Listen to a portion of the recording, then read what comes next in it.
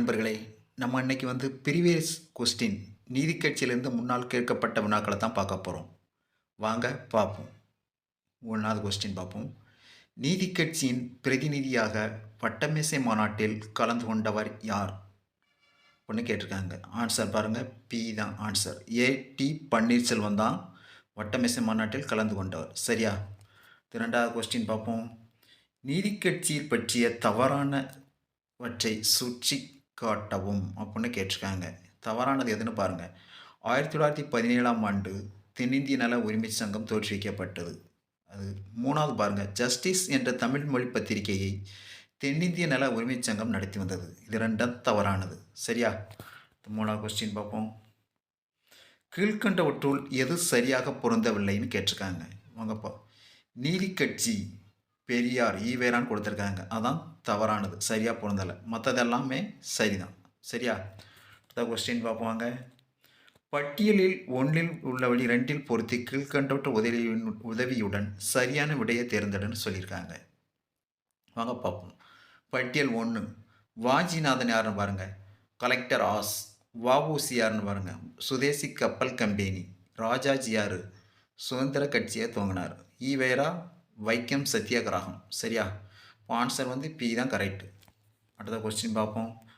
எந்த கட்சியின் ஆட்சியில் முதலாக தமிழ்நாட்டில் இலவச மதிய உணவு திட்டம் அறிமுகப்படுத்தப்பட்டதுன்னு கேட்டிருக்காங்க. இப்போ எந்த கட்சி பாருங்கள். நீதி கட்சி. ஆன்சர் பி தான் கரெக்ட். சரியா? 7வது கொஸ்டின் பார்ப்போம்.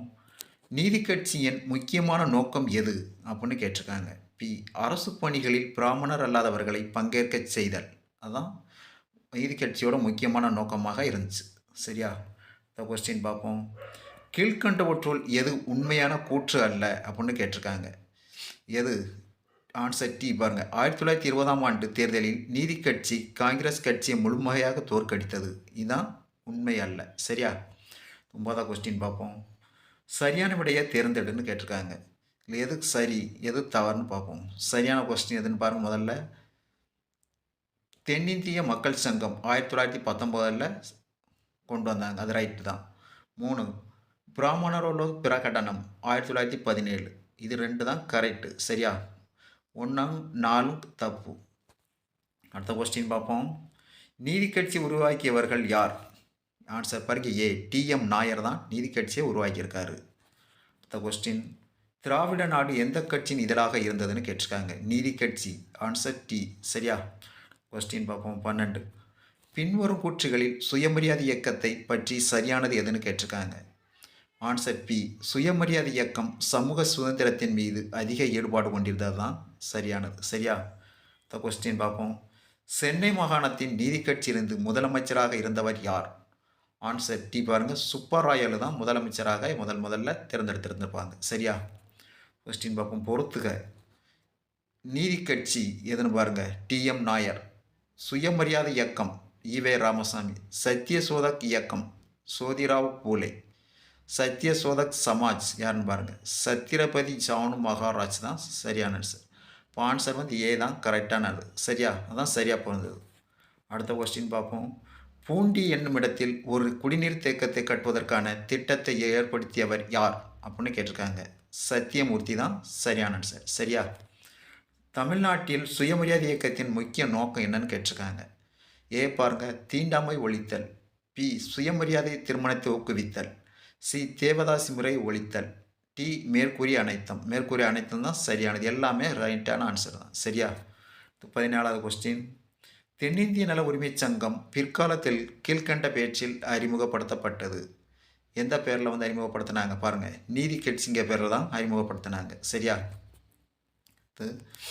தென்னிந்திய விடுதலை இயக்கமானது பின்னாளில் புகழ்மிக்க டேஸ் என்று அழைக்கப்பட்டது. நீதி கட்சி என்று அழைக்கப்பட்டது. ஆன்சர் ஏ தான். சரியா? கொஸ்டின். நீதி கட்சியால் வெளியிடப்பட்ட தமிழ் பத்திரிகையின் பெயரை குறிப்பிடுன்னு கேட்டிருக்காங்க. எது பாருங்கள். A answer. திராவிடன் தான் நீதி கட்சியோட தமிழ் பேர். ஒவ்வொரு மொழியில் ஒரு பத்திரிகை துவங்கியிருப்பாங்க. சரியா? 20வது கொஸ்டின் பார்ப்போம்.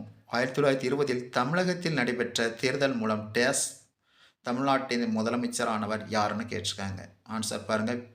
ஆன்சர் பி தான். ஏ. சுப்பராயலு ரெட்டியார் தான் 1920 தமிழ்நாட்டில் முதலமைச்சராக இருந்திருப்பார். 21வது கொஸ்டின் பார்ப்போம். கீழ்கண்டவற்றுள் எது உண்மையான கூற்று அல்லன்னு கேட்டிருக்காங்க. இது பாருங்க, ஆன்சர் டி தான் உண்மையான கூற்று அல்ல. 1920ஆம் ஆண்டு தேர்தலில் நீதி கட்சி காங்கிரஸ் கட்சியை முழுமையாக தோற்கடித்தது. இதுதான் உண்மையான கூற்று அல்ல. சரியா? கொஸ்டின் பார்ப்போம். நீதி கட்சியின் முக்கியமான நோக்கம் எதுன்னு கேளுங்க. பி தான். அரசு பணிகளில் பிராமணர் அல்லாதவர்களை பங்கேற்க செய்தல். அதான் நீதி கட்சியோட முக்கியமான நோக்கமாக இருந்திருக்கும், கொண்டு வந்திருப்பாங்க அதில். சரியா? கொஸ்டின்.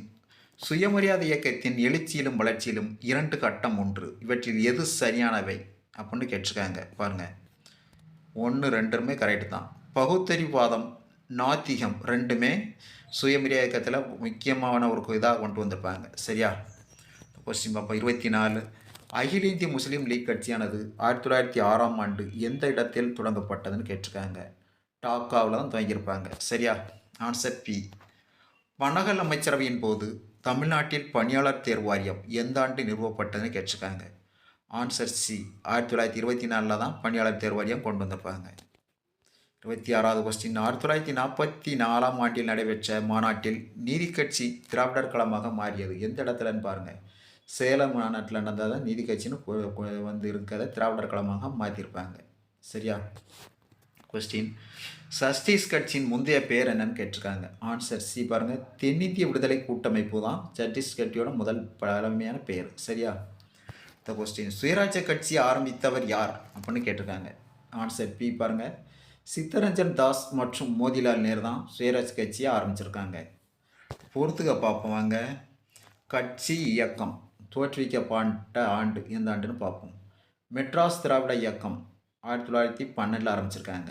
சுயமரியாதை இயக்கம் 1925 ஆரம்பிச்சிருக்காங்க. தென்னிந்திய தாராளவாத கூட்டமைப்பு அப்படின்னு பாருங்க 1916 ஆரம்பிச்சிருக்காங்க. திராவிடர் கழகம் எப்போ முன்னாங்க 1944. அப்போ ஆன்சர் வந்து ஏ தான் கரெக்டாக பொருந்தது. சரியா? கொஸ்டின் பார்ப்போம். பின்வருவனவற்றில் எந்த அரசியல் கட்சி தமிழகத்தில் ஆரம்ப கல்வியில் இருபலர் கல்வி முறையை அறிமுகப்படுத்தியதுன்னு கேட்டிருக்காங்க. எந்த கட்சி பாருங்கள். Answer D. நீதி கட்சி தான் ஆரம்பிச்சிருப்பாங்க. சரியா? கொஸ்டின். முதலில் நீதி கட்சி டேஸ் என்ற பெயரில் அழைக்கப்பட்டது. ஆன்சர் பாருங்கள் பி. தென்னிந்திய நல உரிமை சங்கம்னு தான் முதல்ல அழைச்சிருப்பாங்க. அது பிறகு நீதி கட்சின்னு கூப்பிடுவாங்க. சரியா? கொஸ்டின். தன்னாட்சி இயக்கத்தை நீதி கட்சி எதிர்த்தது எது, ஏனெனில் எது அப்படின்னு கேட்டிருக்காங்க. ஆன்சர் பாருங்கள் ஏ. அது பிராமணர் இயக்கமாக இருந்தது, அதனால தான் அதிகம் பேர் எதிர்ப்பு தெரிவிச்சிருப்பாங்க. சரியா நண்பர்களே?